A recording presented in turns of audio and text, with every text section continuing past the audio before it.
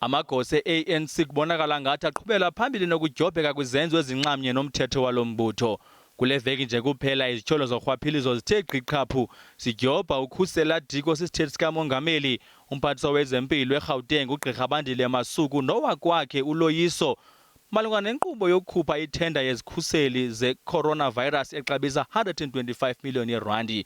Kuvakala okokuba ikhutshwe kwinkampani yomyeni kadiko, iRoyal Baca Projects, nalapho iphinde yarhoxiswa.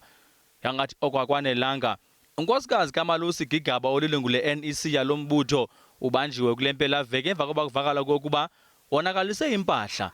Ngaxeshanye ke uDavid Masondo ongusekela mphathiswa wezimali kuvakala kokuba kufuneka axelele lo mbutho uba kungani na engenakugxothwa emva koba efunyaniswe netyala yikomishoni yokuziphatha yalo mbutho malunga nokukrexeza kwakhe.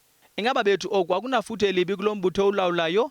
The reputation of the ANC is really suffering from the allegations of corruption that its various comrades are facing. It's not that it has got any reputation left anyway. Ukanti ke i-ANC ithi izakhela umkhanyo zonke ezi ziganeko zakutshanje. Of course, we did receive a report coming from the Integrity Commission. This matter is being attended to now by the officials, processing it in that way, and once we have studied the report fully, we will be able to respond. Kodwa nangona kunjalo le komishoni yokuziphatha ye-ANC soloko ifumana ukugxijwa kuba kaloku ingathi ayiqwalaseli ngokulinganayo imiba engqamene nalo mbutho. Kuba sithetha nje uBongani Bhongo, uLindiwe Sisulu noGwede Mantashe abakatshutshiswa kodwa abafunyaniswe benetyala ngulo mbutho.